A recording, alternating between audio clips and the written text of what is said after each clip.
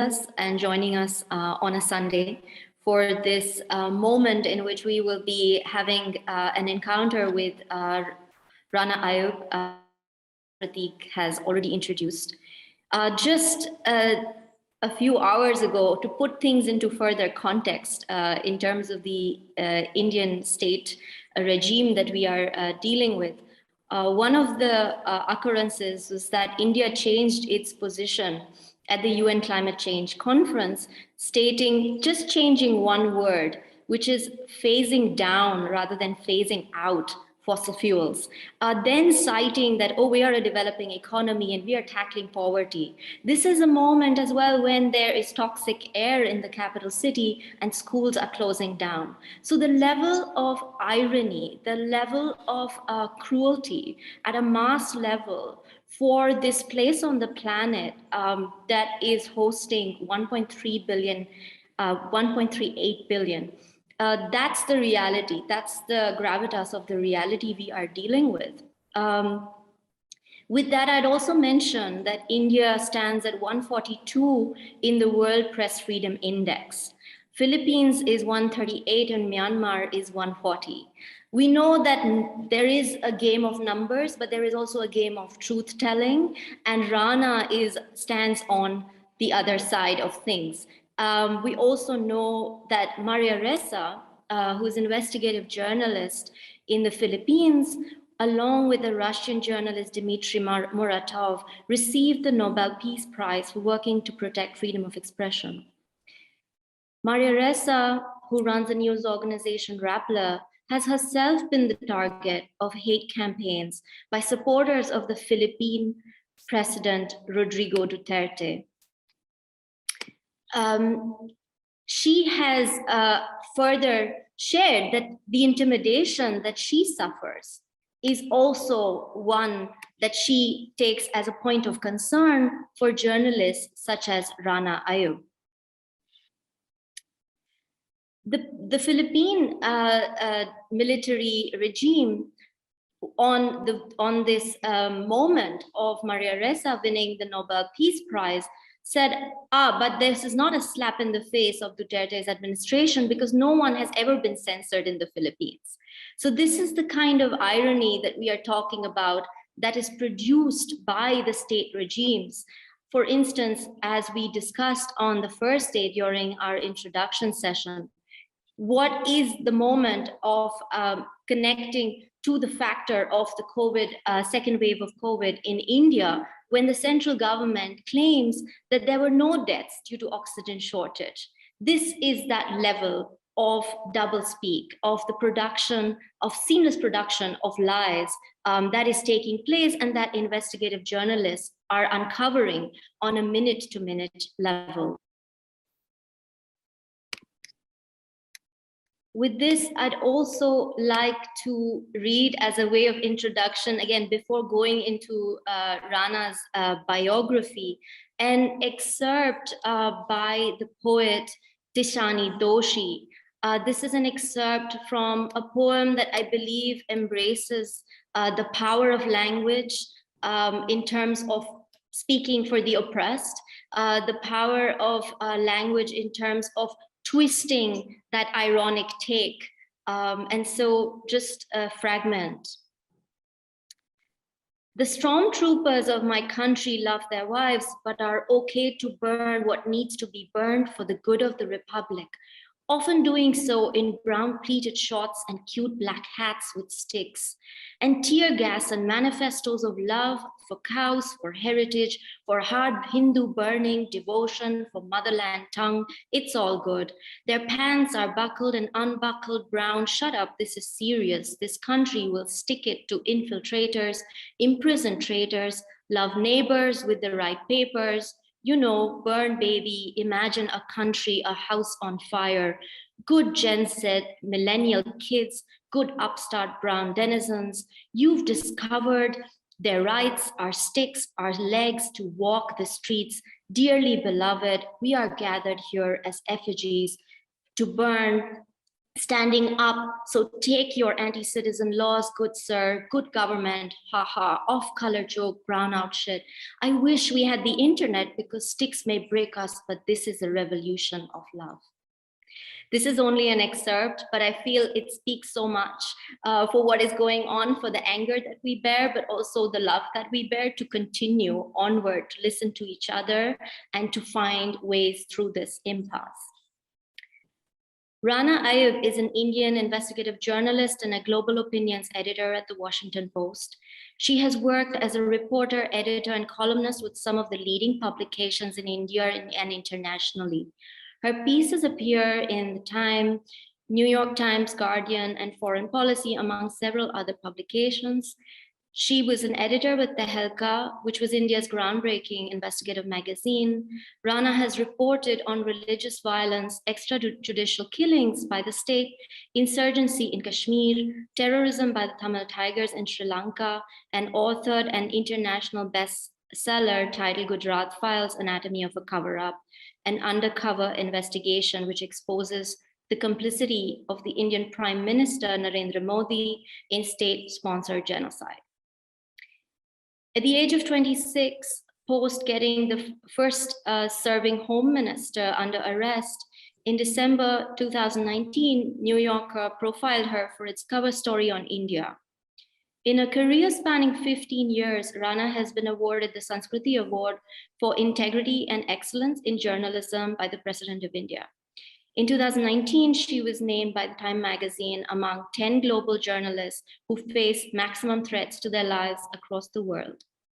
In the year 2018, the United Nations allotted 6 special rapporteurs to the Indian government to protect her safety, a first for an individual case in India.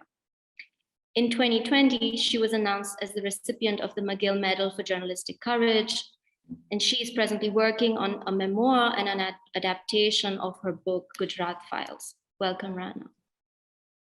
Thank you so much, Natasha. Hello, everyone. Thank you for the very, very kind introduction, Pratik and Priyanka, and for the kind words that have been spoken, not just about journalism, but the state of the Indian democracy. At the onset, I would like to apologize. I'm suffering from a terrible, terrible bout of viral. So I'm just struggling to kind of sit here and speak. But it's an honor to speak here because the spaces to speak are shrinking by the day.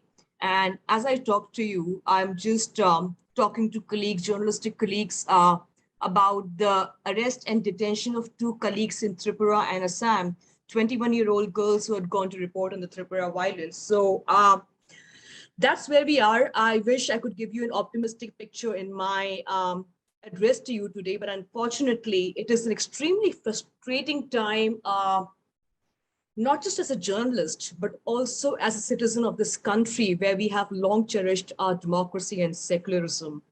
I've just started writing this essay on the frustration and exhaustion of reporting in a dictatorship, where every day you report instances of Islamophobia, state-enabled hate, and your readers keep asking you the same question: why are you telling us the same thing over and over again?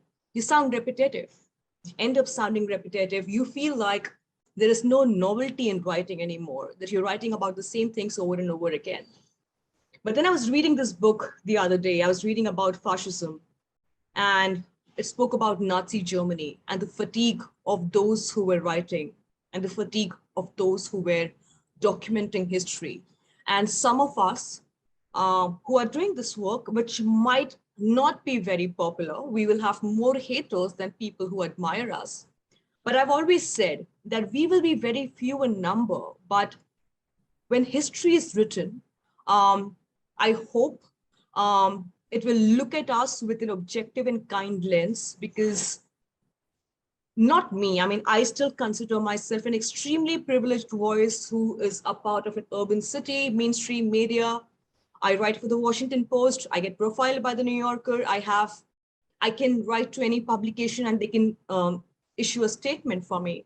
I worry about journalists like 21-year-old Samriddhi Sakunia, who has just been arrested, who's just probably started her career in journalism. and her first stint has started with an arrest warrant.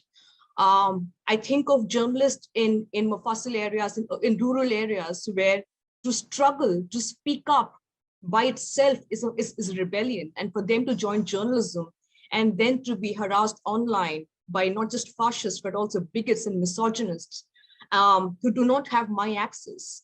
So when I get platforms like this, I do consider it my privilege to be speaking to an audience, which others do not.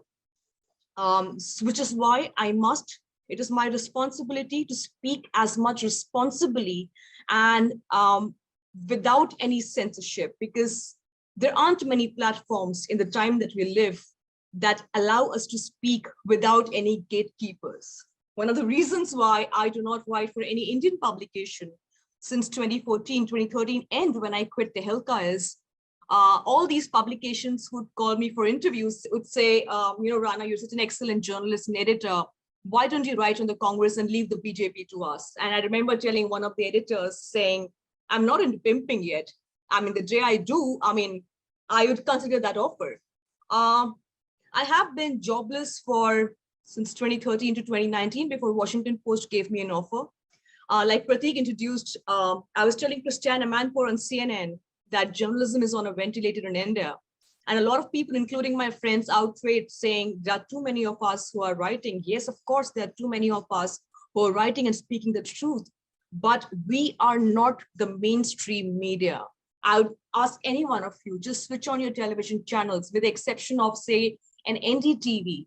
Look at the news channels that are being consumed by mainstream India, especially in the rural areas.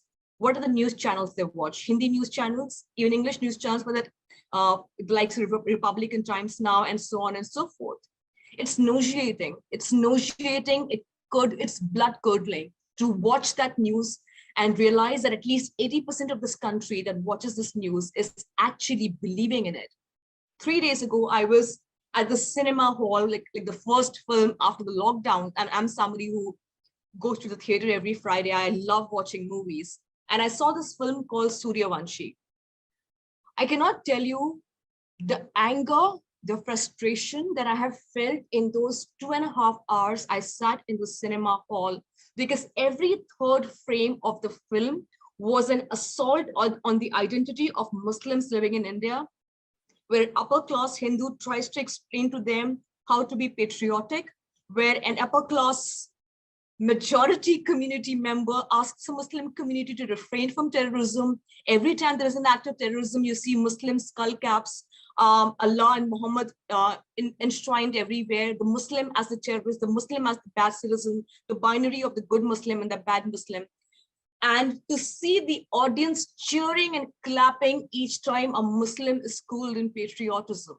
The protagonist, Akshay Kumar, talks about events of terrorism in India. I mean, this is the same Akshay Kumar who interviewed the Prime Minister Narendra Modi in 2019, asking him about how does he eat his mangoes. I mean, that was probably the only interview Narendra Modi gave in the world's largest democracy, which he has not given to a single journalist, no press conference yet. So Akshay Kumar does this really nuanced performance where he blames Muslim victimhood, the Muslims who are being lynched on accusation of eating beef, Muslims who are being attacked for their religious identity, who are being attacked for offering namaz in Gurugram, whose children are being attacked, where they are being treated as second-class citizens by bringing in a citizenship amendment bill. It feels like a very, very dystopian. It feels like it feels like I'm seeing a dystopian film, and there will be an end to this. And probably I'll get back into reality, but unfortunately, this is the reality. And unfortunately, not many of us are speaking and being counted. I hear a lot of people saying, "Oh, Rana is incredibly brave." I want to tell all these people who say, "Oh, Rana is incredibly brave," that I do not want to be brave. I do not want to be your hero. I do not want to speak up for you. I'm speaking for my conscience. And I hate it when you kind of shoot from my shoulder saying, "Oh, she will speak for us." No, I'm not here to speak for you. Like this time, I wrote this op-ed for the Washington Post, where I have written against people who I chose as allies, filmmakers who have been friends. So I literally do not have friends, because I have chosen to call them out for producing a film called Suryavanshi, for producing some of the most bigoted, hyper-nationalistic film, which is a direct reflection of the hate we are witnessing in India. So I am losing friends. I feel my next book is called Beautiful Isolation, because never before have I felt more isolated, not just as a journalist, but as a human being who's losing friends every day. The friends who in the last 3-4 years, I would meet them in coffee shops in Khan Market or in Bombay, now call me home because they don't want to be seen with me in public. I'm that kind of person you want to share messages with, lauding my courage for writing Gujarat files, for going undercover. These are the people who give me a standing ovation, but the next day my book does not get a single review, despite the fact that the Wall Street Journal called it the equivalent of the Watergate scandal, despite the fact that it has been compared to some of the biggest investigations in the world. The Indian media does not want to talk about it. It's not a lament. It's just, I'm sorry if I'm being very cynical. I'm sorry if I'm being very pessimistic, but I have no reasons to feel optimistic in a country that elected a prime minister like Narendra Modi in 2014, who was responsible for the mass murder of Muslims in 2002. And that well-meaning citizens of this country chose to elect him to power not once, but twice with their increased majority. So I don't know, there's an anger and there is a cynicism for on behalf of many of us who feel that this is not the right thing. I hear my well-meaning friends saying that, oh, we are going to send our kids abroad to study. A lot of my well-meaning Muslim friends were saying, I'm not going to let my child stay here. And I think that's a very privileged thing to say. How many of us will be able to send our kids abroad? How many Muslims and marginalized communities, the Dalit and the Muslims, will be able to afford to move out of this country? So when I hear somebody saying, oh, I want to leave the country, I think it's a very privileged position that they are taking. In the last 5 years, I've been offered almost every fellowship leadership program that existed, and I've chosen, and I'm not trying to be brave here. It's something that I do for my conscience. It's something that I do for myself. I do not want to leave this country because that's what the government of the day wants. It wants people who are speaking truth to power, people who are speaking a truth which is unadulterated, people who are speaking the truth that really does not sit well with the middle class to leave the country. And I don't want to give this government that satisfaction. I'm told the Experimenter is a platform where diverse voices, diverse people from various backgrounds come together and speak up and be counted. The reason why I'm on this platform is I want each one of you, and I want each one of you to kind of understand how lonely this is. I'm sure each one of you are already also feeling lonely in the WhatsApp group of your families and in your own family discussions, and seeing the bigotry of your own relatives and friends emerging day in, day out. And what do you deal with that? So one of the reasons I'm here on this platform is to feel this sense of empathy and to feel this sense of camaraderie, that I am not alone, that there are people who are listening to me right now who also believe that there will be a day when the India of our dreams, the India that we dreamt of, will be realized. This is not the India of for which my forefathers chose to stay in India instead of going to Pakistan. In the last 3 days, I think I was watching the Pakistan match, and India-Pakistan match, and other matches with Pakistan, Australia. And I saw a lot of commentators, sports commentators. I love watching cricket, and a lot of well-meaning Hindu commentators commenting about how Pakistan played well, and they were kind of lauded. Their experience was taken as a very nuanced argument. When I said that one specific bowler bowled well, there were 2,000 responses about how I should leave the country and go to the land of my forefathers. This language is not just spoken by the bigots, I must tell you. This is the language that my nieces are subjected to in their schools. This is the language which my next door neighbor says in well-meaning humor, saying, oh, there's an India-Pakistan match today, which team are you going to support? Bigotry is all pervasive. And some of us believe that, oh, it's not going to come to us. It's only going to be there. That Muslim who's going to be lynched, or that Dalit who's going to be lynched, or that person who's going to be removed from his position. Hate is something, it cannot be confined. when you unleash hate, when you unleash a demon called hate, it will not stop at my door. It will also come at your door someday. So if you choose to look the other way and be neutral in a situation where we are living in, you are living in a fool's paradise, because you choose to believe that this dictatorship is not going to come at your doorstep. They've already started telling us about our dietary habits. They've already started telling us what we should eat, what we should drink, how we should behave in public, how our arguments should be. Look at Prime Minister Narendra Modi about his speech at the UN, at the United Nations. I was trying to look for that one glimmer of hope where he would try to protect the idea of India. That didn't happen. Instead, what happened is on the 2nd of October on Gandhi Jayanti, 2 films were launched in the country by mainstream filmmakers on the life of Nathuram Godse. So when I wrote about it and the responses that came towards it, the number of people who were supporting Nathuram Godse to the number of people supporting Mahatma Gandhi was 70-30. That's where we are headed. But then again, that's a new normal, which when people like us keep repeating, we are asked to stop playing the victim.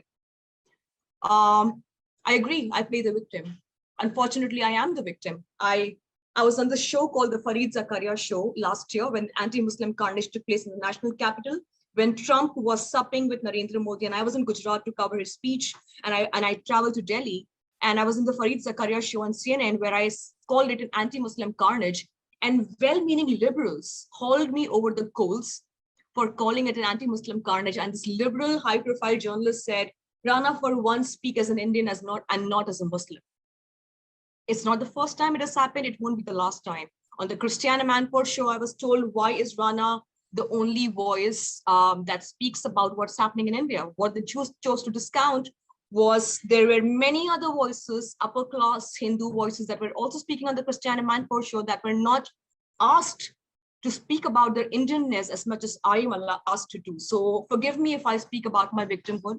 I do think my victimhood is still quite privileged as compared to the victimhood of those Muslims and Dalits in India who do not even have access to legal apparatus. There are at least, you must have heard about this young Muslim boy who was killed in a UP jail. They said he hung himself around the tap and died and died by suicide.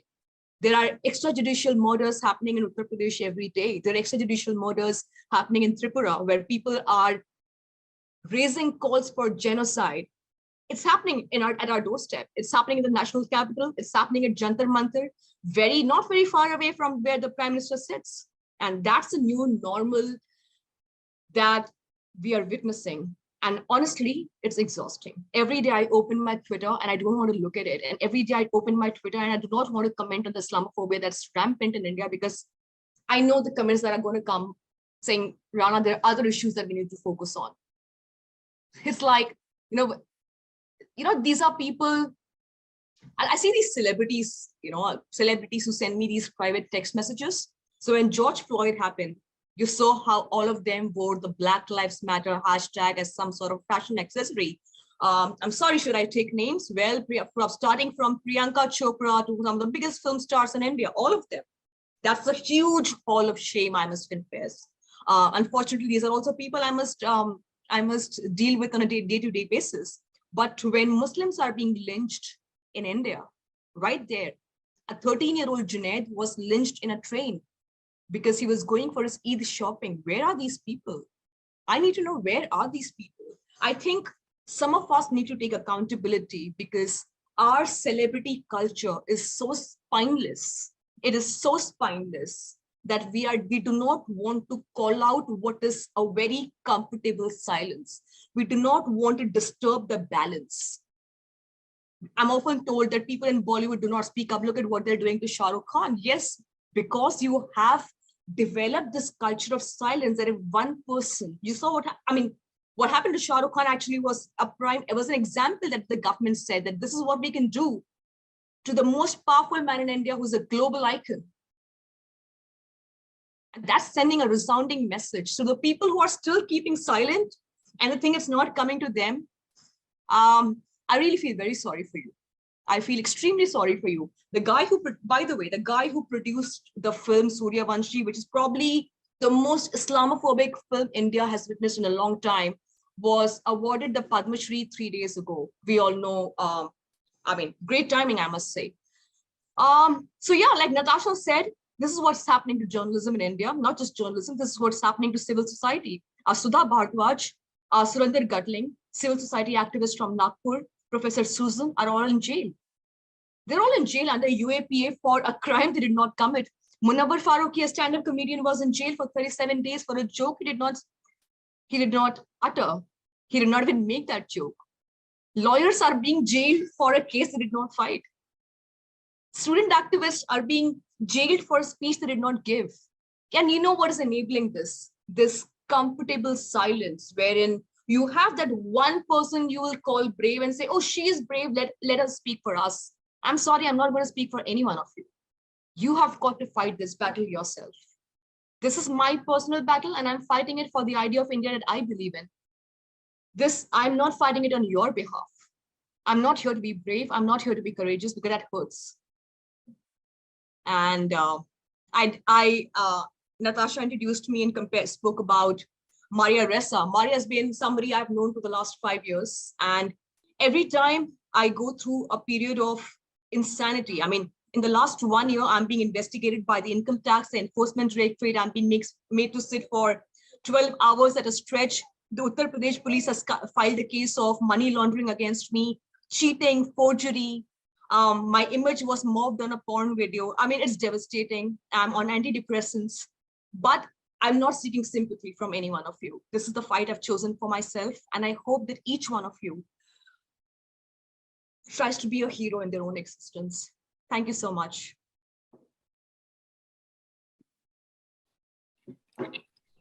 Thank you, Rana.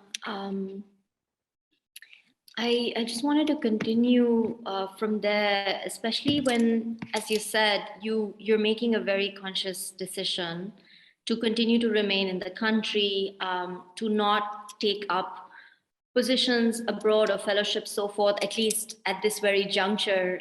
You're reporting from moment to moment what is going on in the country through the networks generated with younger writers, activists who are on the ground in different parts of the country. I'm just wondering, do you feel though that there is a sort of even loose international network of journalists like Maria Ressa who you are in conversation with to discuss strategies to sort of find ways where beyond big media, there are just sort of somehow safety nets or moments in which, because the sort of approach of the state regimes is often finds parallels across these vastly dispersed geographies. So how would you deal with this?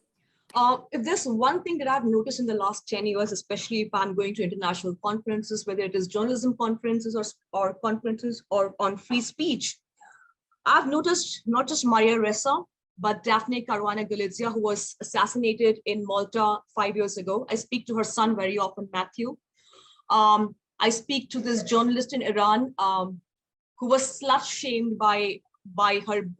They placed a camera in her bedroom and she was sent to jail right after that. There are journalists in Mexico who are being jailed for nothing that they have done so far. And there is a thread that binds each one of them, whether it's what's happening in Brazil, what's happening in Philippines, what's happening in America, what's happening in Mexico, Istanbul, and India. These are countries ruled by dictators for whom journalists are the enemies of the state, right? So how do you target them? If it's a man, so you attack him, you accuse him of collusion, corruption, you accuse him of national security. If it's a woman, they start with, of course, for starters, they try to intimidate you online. That's what they did to Maria and me. In fact, my and Maria's case is so uncannily similar that when we speak on stage and we speak on international platforms, we laugh at the similarity, the uncanny similarity. So they will have these 2 rupee bots who will kind of Photoshop you with various politicians in compromising positions, and they will try to, 10 people will then try to kind of share the video. Maria's image was mobbed on a porn video exactly 6 months before my image was mobbed on a porn video. Maria was doxxed and so was I. Maria's address was leaked. She gets threatening phone calls. She has been slapped with tax evasion case. I'm being investigated by the income tax authorities. She's been exchanged by the funding of the foreign, something to do with foreign funding, which she received for Rappler. I'm being investigated for my alleged alliance with Time magazine and Washington Post, which I have joined to destabilize India, apparently. One of the cops asked me if I know Jeff Bezos, the owner of Washington Post. I said, of course I do know him. I know that he went to, he went into space for sure. And I do shop from Amazon, and Amazon is owned by by Jeff Bezos. So it's just so insane that we are being booked for sedition, for putting out a tweet that is factual. I and 3 other Muslim journalists and activists have been booked for the tweet about the assault on a Muslim man. And I remember when I went to the police station, the guy said, I'm so embarrassed I have to ask this question to you because I'm a big fan of Gujarat files, but I have to ask this question. Do you want to destabilize India? And I said, what do you think, sir? I think the man who's trying to destabilize India is sitting at 7 RCR. But again, he's the prime minister of the country. So am I allowed to say anything more about it? Could we talk about the memoir based on the Gujarat files, Anatomy of a Cover-Up, just in terms of also how you revisit this text and the way that it has produced evidence through biographical accounts, through ways in which, again, reportage has been carried out from the ground. I also want to think through the kind of rioting and mob violence that has continued since that moment, since that rupture that was created through the Gujarat pogrom. And allow me to quote from Elias Canetti, who wrote, one of the most striking traits of the inner life of a crowd is the feeling of being persecuted.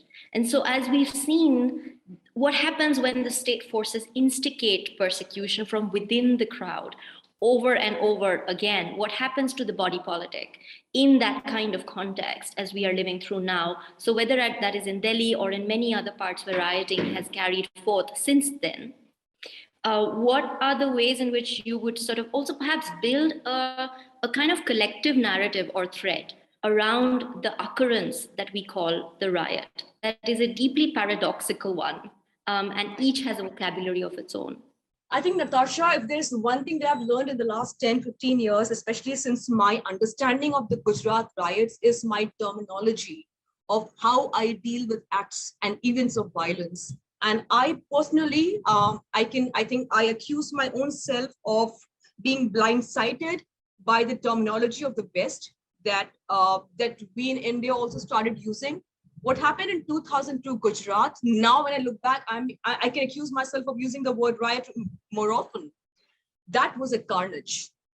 I think Indian journalists and Indian intellectuals need to start understanding the difference between a riot, a pogrom, a carnage, a genocide, which all 4 have happened collectively in India, not just from 2002, which I reported, but 1993. The first big anti-Muslim carnage that took place and divided India when Vajpayee gave extremely inflammatory speech, Atal Bihari Vajpayee, who's now secular by the logic of Indian liberals, about demolishing the Babri Masjid and how that laid bare the foundations of communalism in India. I've always maintained that we have to move away from the facade of secularism that we have created. We have essentially been a communal country where the 80% Hindu majority has been made to feel victims in their own country. And that victimhood has continued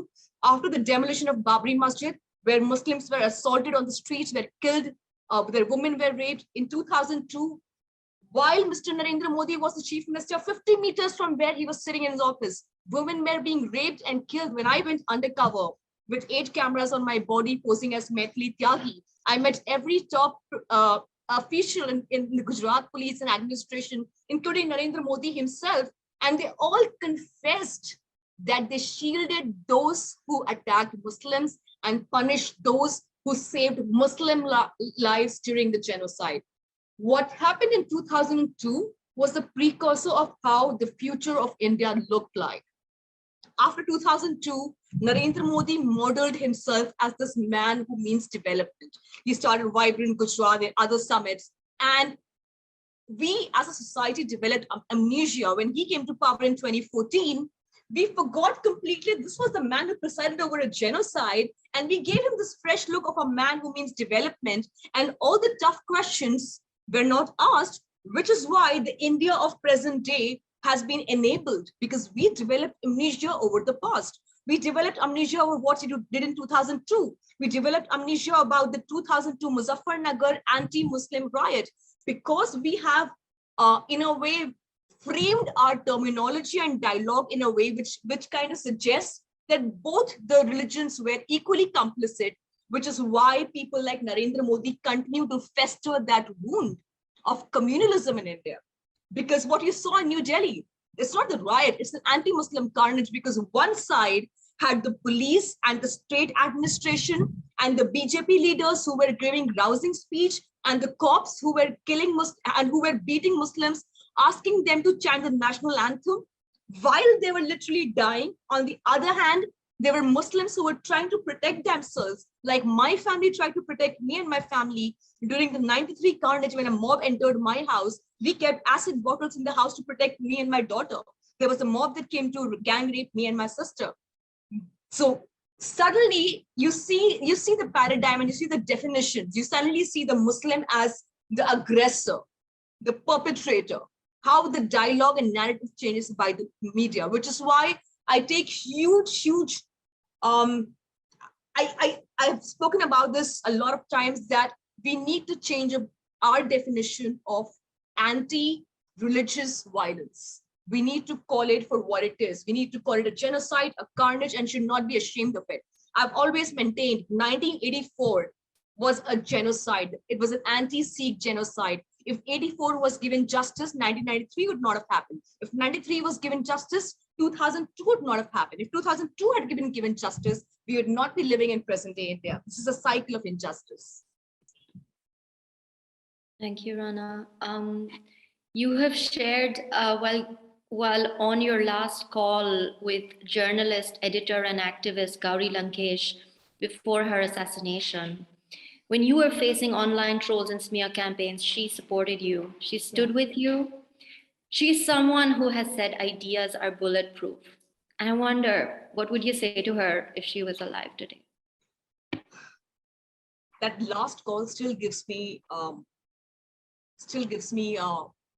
goosebumps, because somehow I feel complicit in Gauri's absence, because she reached out to me. So she said, I want to publish your book in Kannada. And I kept saying, I said, Gauri, of course. She's like, no, I want to do this. And she was the first publisher in a regional language who reached out, said, dude, you're brave. I'm going to publish your book. And she said, then she called me and she said, listen, I'm getting a lot of complaints from the right wing, but I'm still going to host a book launch. And we were deciding on it. And one day she saw me getting a lot of hate on social media, and she called me and said, Rana, this is exactly one day before she was assassinated. And she said, Rana, these are nincompoops. These are paper tigers. They only exist offline, online. These are not people who are going to come and shoot you. The next day I was sitting at a coffee shop and news came, and I just did not have the words. I felt like all of us have been complicit, because Gauri has been getting threats day in, day out, and none of us took that seriously. We only take these threats seriously when somebody is murdered, but if somebody is alive, we don't protect them. And I feel equally complicit. We should have spoken loud enough for Gauri. She would have been alive, should have been with us. Ideas are bulletproof. That's what Gauri said. But ideas are unable to dodge a bullet in present day India. A bullet is piercing through our ideas and the person who represents those ideas in broad daylight, in front of our rulers and administrators. You saw what happened during the Delhi violence. This guy who shoots at students of JNU, and you see the entire police force just watching that image, and that impotence of the administration. Probably that Gauri Lankesh did not live to see, but she was very proud of the activists who are behind bars these days. She saw Umar Khalid and the other students as her own sons. And and I hope Umar is in jail. But like she said, ideas are bulletproof. Nobody can jail Umar's ideas. That man still stands up for what he thought was an injustice towards a huge population. I really wish Gauri was here. I really wish she was being addressing this conference experimented. But if there is any learning in this, then it is just this, that we should not allow her death to go in vain. And you should stop calling us brave, because we are doing nothing, absolutely nothing, compared to what journalists globally are doing. We are just repaying what we have got from the people of this country. We can take a few questions from the audience. So please do put in your questions in the Q&A bar. I would like to hear from you about the recent Pegasus leak and what this sort of scale of political espionage means for a country like India, and how to create accountability in legal and social terms, if at all, that is still feasible. And Karuna Nandi, of course, lawyer and advocate at the Supreme Court, has stated, let us be clear that this is a hack. It is not an interception, not a decryption, it is a hack. Absolutely. It is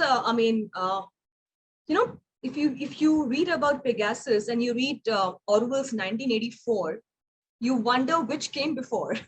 Was it the book or was it this Pegasus snoop? Because, we would be living in a fool's paradise if we did not believe that our phones were not being tapped and our accounts were not being hacked over the years. I remember when the consortium, which was actually looking into the leaks, reached out to me for both my phones, and I could not hand it over to them because they seriously suspected that my accounts, that my phones were compromised. But the reasons why I did not give it, because these phones have numbers and data of people who I call my sources. These are sources I need to protect because journalism sources are sacrosanct.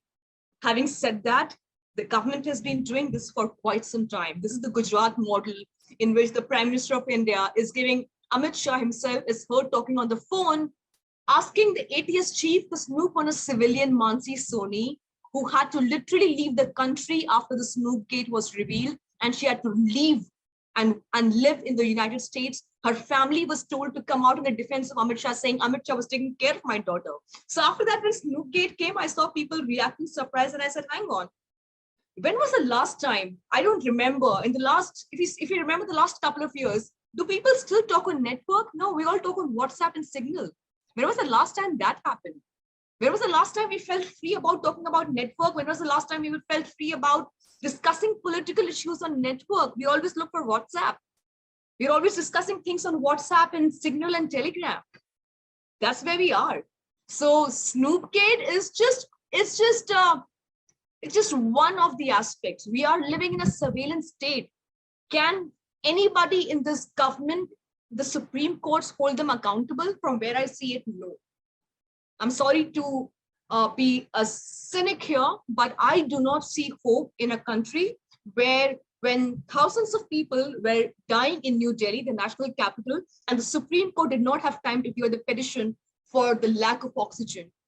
I do not have much hope. I'll try to be hopeful, but I don't think there are any checks and balances, because not many would like to believe me here, but we are officially in a dictatorship. You might still want to see it with your rose-tinted glasses. I don't see it, because I see the real India every day. We have a question from the audience. Thank you so much for channeling our collective rage, Rana. I would like to ask you what you think about what NRIs can do, not just to mitigate these fascistic circumstances, but overturn them besides scholarship and journalism. Is it time for the diaspora to begin to return? If the diaspora has the mental bandwidth to live in the midst of this churning, I'm sure they should, because I see a lot of people wanting to leave the country and leave this churning, and it disappoints me and it breaks my heart. It breaks my heart when people say, oh, we want to leave this country because this is no longer a country for us. There are no longer There are no jobs for us. We are living in a communal divide. We are being led by a prime minister who speaks a language of hate. But if that is the logic, then we are going to be left with a population that only hates. I choose to live in this country and I choose to continue. I have made sure that my family, which is at tremendous risk right now because of me, when my bank account was sealed by the income tax department for no reason, my father's and my sister's bank account were also sealed. They have been in collateral damage, and sometimes I feel I should just ask them to leave. But then who will be here to cast the vote? Who will be here to speak up? That's what the government wants. The government wants the people who want to speak up and the fence sitters to leave. I don't know how NRIs can help, but I think speaking up has never done anyone any harm. And since you're living in a country away from India, I think you should try and speak up as much as possible to make the world realize the churning that each one of us is going through in this country.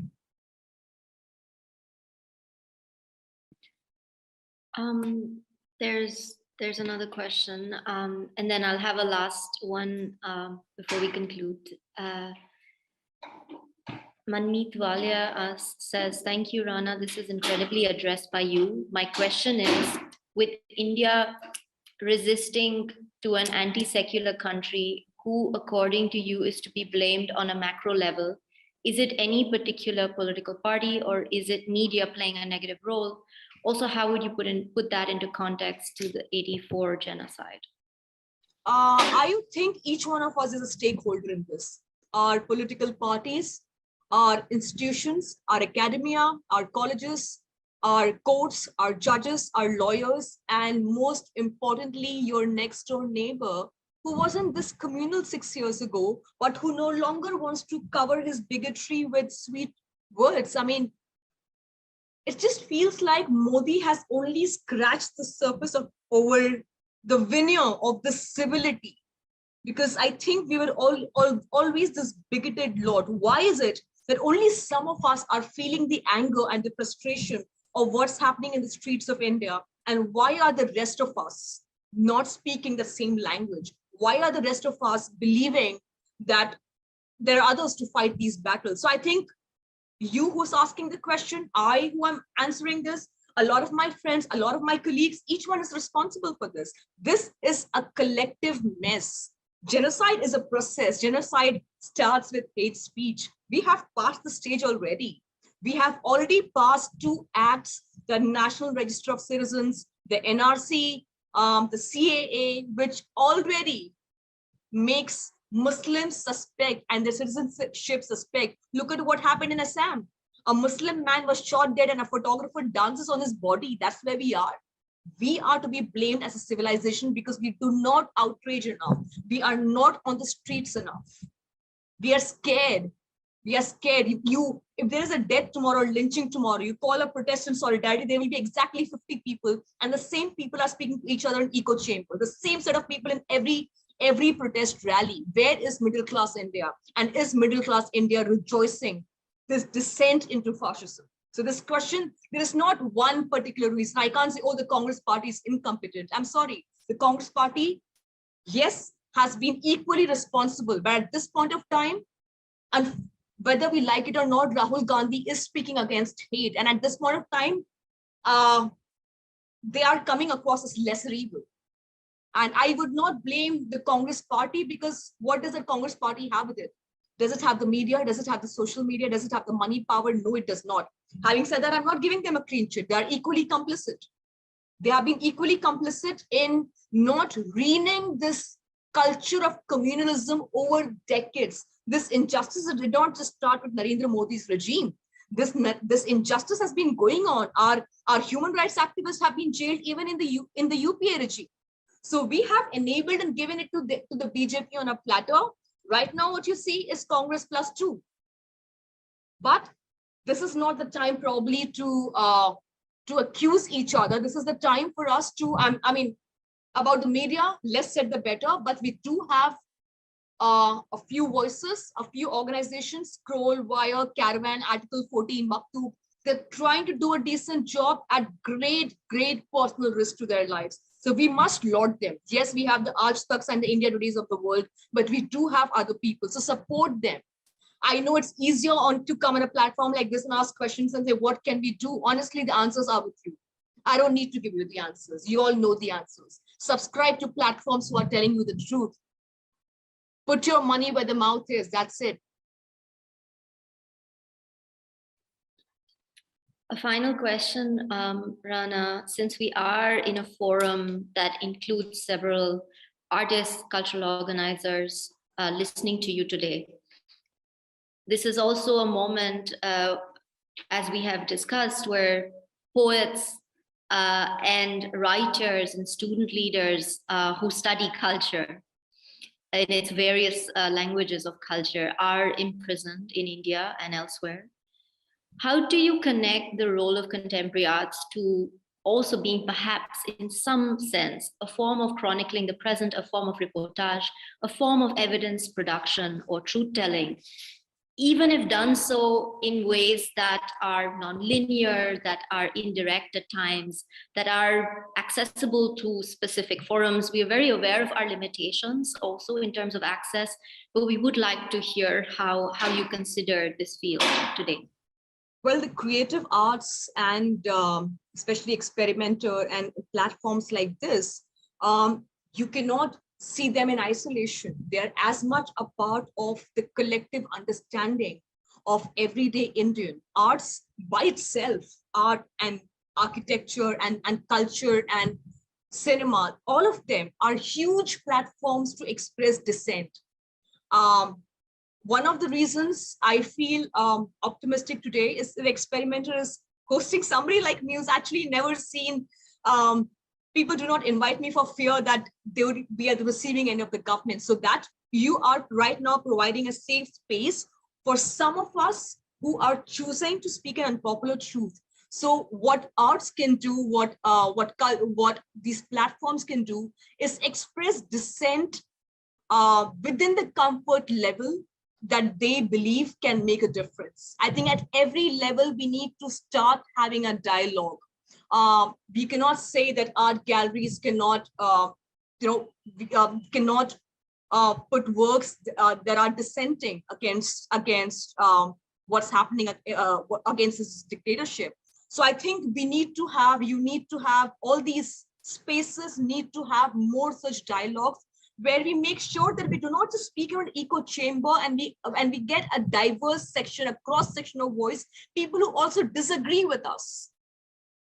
We need to get more people to understand where are they coming from. We need to widen our scope. And like I said, keep speaking. I wish I could have better options. I could give better suggestions, but the only thing that I keep stressing on is that we need to speak up. Yesterday, when this is such a block, I keep giving the example of this film is because it's making me extremely angry. The only two people, the film has earned about 150 crores at the box office with a 50% capacity in theaters, and people and film critics are raving about it. This is art and culture. It just took two journalists, me and another Muslim journalist at the Quint, to point out Islamophobia. Why is that? Why aren't enough people being more angry about it? Why are we enabling this culture with Islamophobia, where this culture of hate is being given an impetus by these big names who are considered names that we do not touch because, hey, they're also our allies. We need to speak out against our own allies. Thank you, Rana. There are comments and words of appreciation. Of course, as you have clearly notified us, it is important to find those terms of dissent, those vocabularies that continue to allow us to critique the forms of alliance building that is toxic. And at the same time, though, we are relying on each other. And this is something very clear as well. Our peers are also giving us the strength. We are, all of us who are actually on this forum are a privileged lot. We are trying to find ways to be within major cultural organizations in the world, but also conceive those platforms for nonprofit activity, to find those spaces in which the language of dissent speaks across and against the languages of power. So thank you very much, Rana, for being with us today. I'm sure there's a lot of important work and SOS calls, as you mentioned, that are coming your way. So we won't take more of your time, but we are going to continue with concluding the Experimenter Curators Hub with the curators, the artists who have been joining us over this entire week, who have been spending time in sharing their cultural models with us. And we will have closing questions also from the audience, but thank you, Rana.